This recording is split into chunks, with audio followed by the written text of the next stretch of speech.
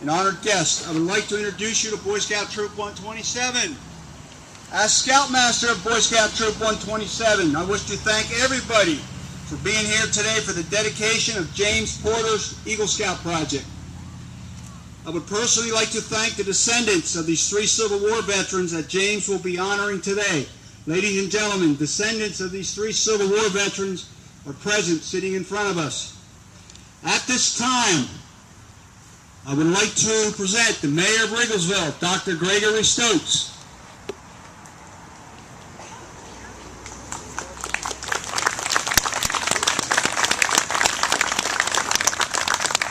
Thank you, Ralph.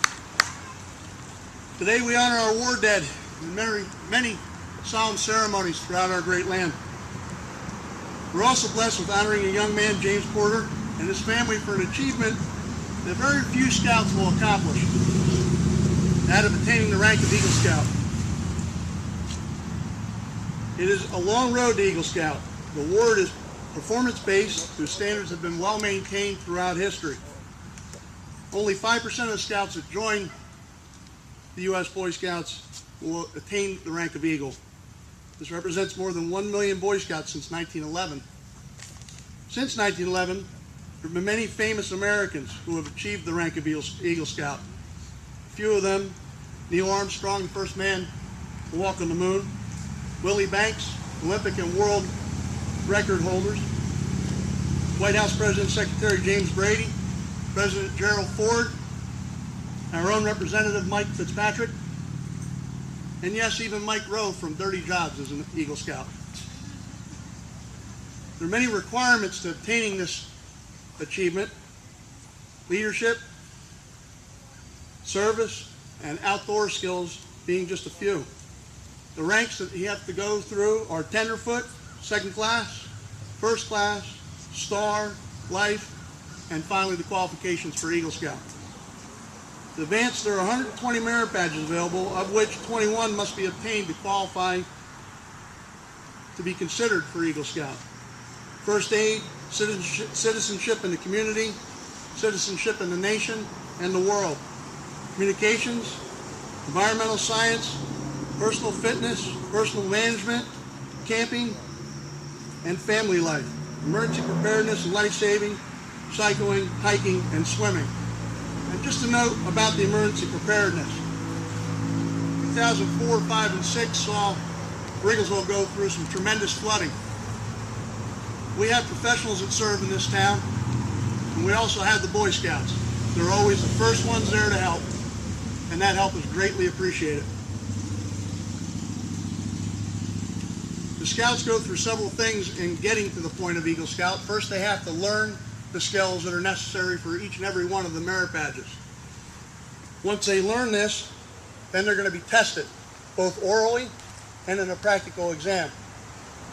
After that, their testing is reviewed by the higher-ups within the council. And then finally, the Scout is recognized.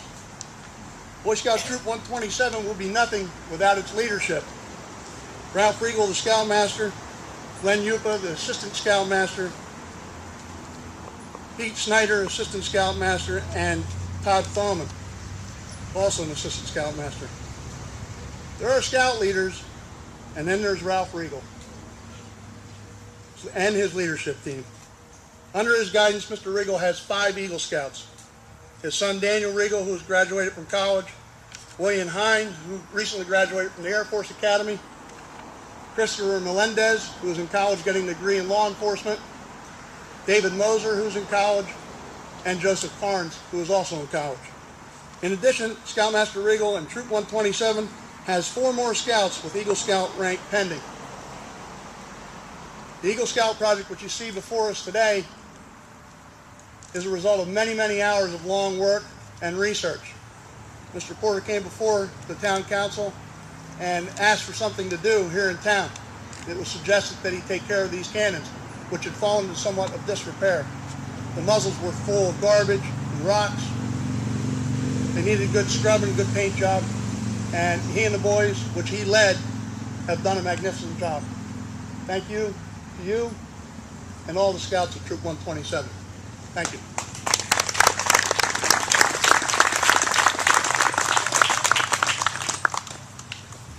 Thank you, Dr. Stokes. Today on this Memorial Day 2011 is the 150th anniversary of the beginning of the Civil War. Members of Boy Scout Troop 127 are here to honor 3 Civil War veterans from Rigglesville. When James had approached the leaders of the troop to discuss his Eagle Project, we knew it was going to be part of the history here in Rigglesville. At this time, as Scoutmaster of Troop 127, it is an honor, and I would like to present James Porter, a member of Troop 127.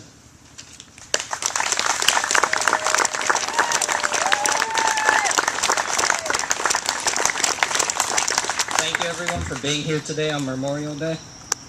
When I started to research this project to repair, clean, or repaint these 2 Civil War cannons, it was learned there's no history that existed.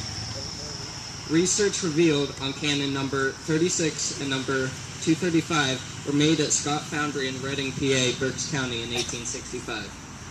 These 2 cannons were sold to the Navy to be placed on the ship Susquehanna years after the ship was taken out of service.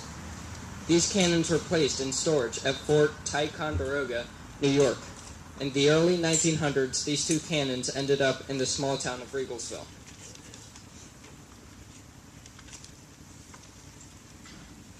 Memorial Day is the day set aside every year to honor the deceased veterans of this great country.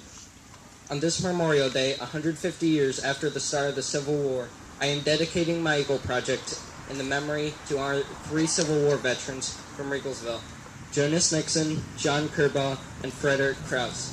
All 3 were from Rigglesville. They were friends. They enlisted together on August 8, 1862. They also served in the same unit, Company C, 128th Infantry. They fought in the same battle together, Battle of Antietam, September 17, 1862.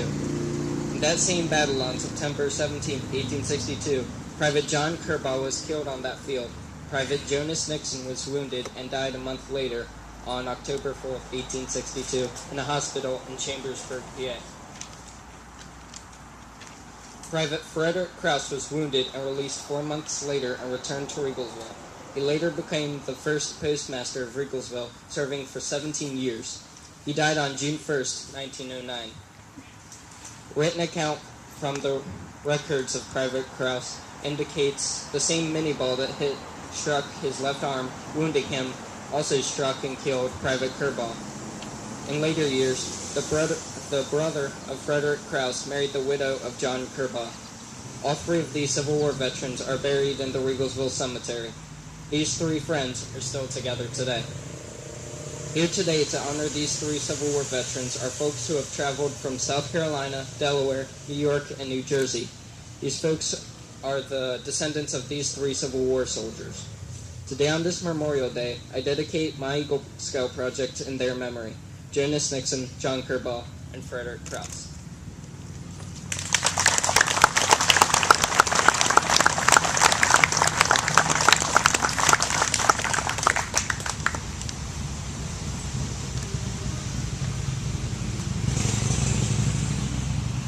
This is a plaque that Jimmy is dedicating on behalf of the memory and honor of the 3 Civil War veterans. What the plaque states is, dedicated to the memory of the following Rigglesville volunteers buried at the Rigglesville Cemetery. All enlisted on August 8, 1862, Company C, 128th Regiment Volunteers, all fought in the Battle of Antietam, 17 September 1862. Private John B. Kerbaugh was killed. Private Jonas Nixon died October 4th, 1862 from his wounds. Private Frederick Krause, wounded and returned to Rigglesville to become town's first postmaster. Memory and Cannon Restorations, Eagle Scout Project.